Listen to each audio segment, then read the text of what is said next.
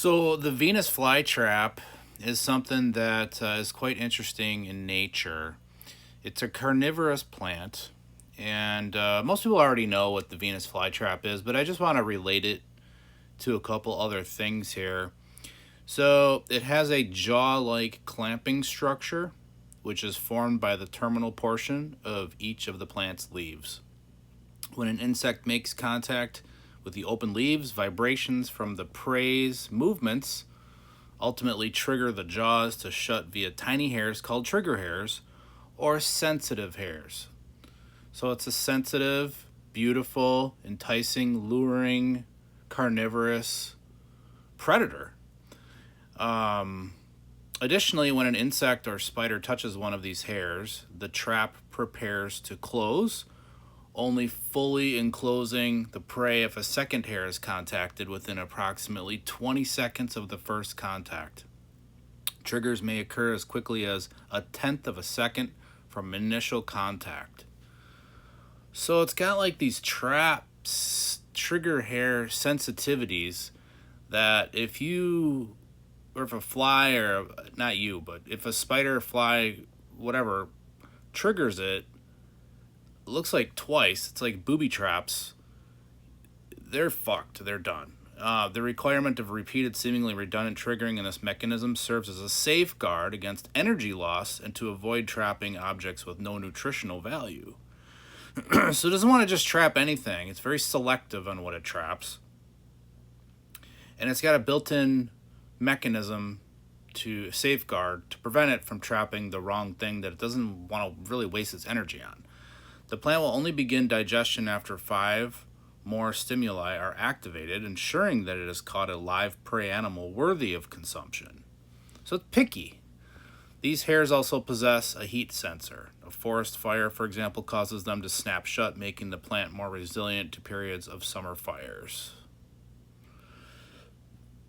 So yeah, look how pretty that could be, appealing to be lured in by a fly or a spider or any of its prey.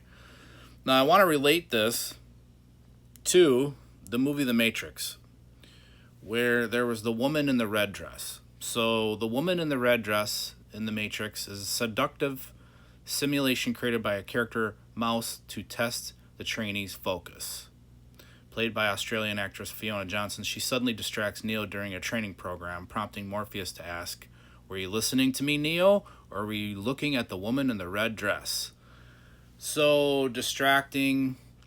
What it says here, the danger of illusion, she represents the tempting, distracting nature of the Matrix itself. Her bright red color makes her stand out in a world otherwise dominated by dull, monotonous tones.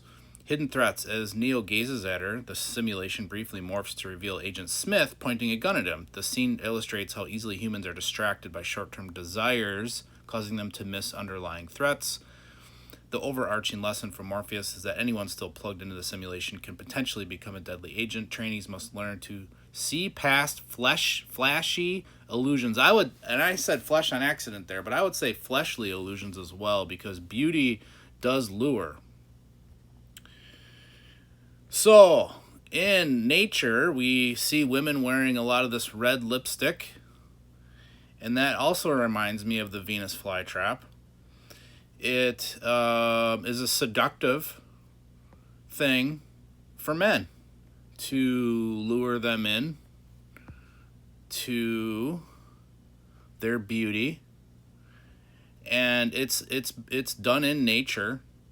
It is a survival mechanism.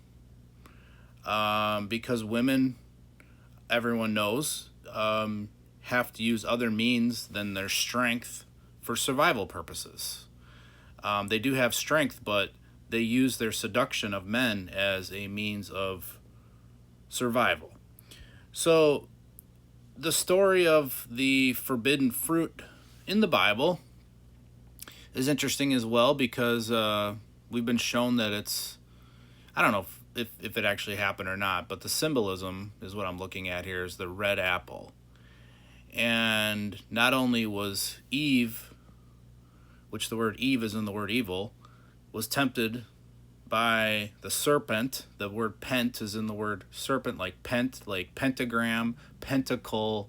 Um, Pent is 5, which gives the nod to Venus. Penthouse magazine is a seductive or alluring magazine for men. And so Venus plays a role here. And I do think that it is somehow connected to the serpent that tempted Eve. Eve has the name evil in it because then she tempted Adam. And it was this red fruit, the forbidden fruit. And as we see here in Snow White's story, that she was also tempted with the red apple, the fruit by a witch. And we all know that story. And what's interesting is when you look at the Apple logo for like the phone company, and you take their logo times 2 and you merge them together here, we now have a creature forming in the middle now. Did they do this intentionally when they formed the logo? I have no idea.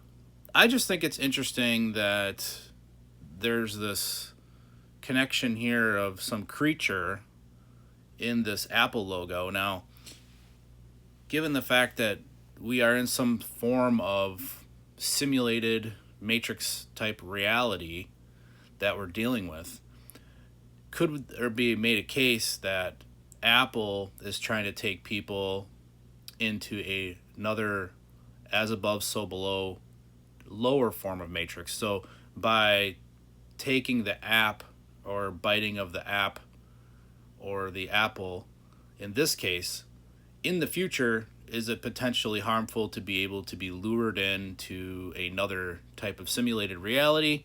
Potentially. I'm not saying it's true or not. I'm just speculating on this because it is interesting that this creature that you cannot see, you wouldn't see it. You can't see it unless you really look hard. You know, you can't see the prey that goes into the Venus flytrap. Can't see the trigger hairs. Doesn't see what's coming at all. And then when it goes in there, once it hits that second hair trigger, it's toast, right? As long as it qualifies as the correct prey to be eaten, so the Venus flytrap doesn't have to expel energy. So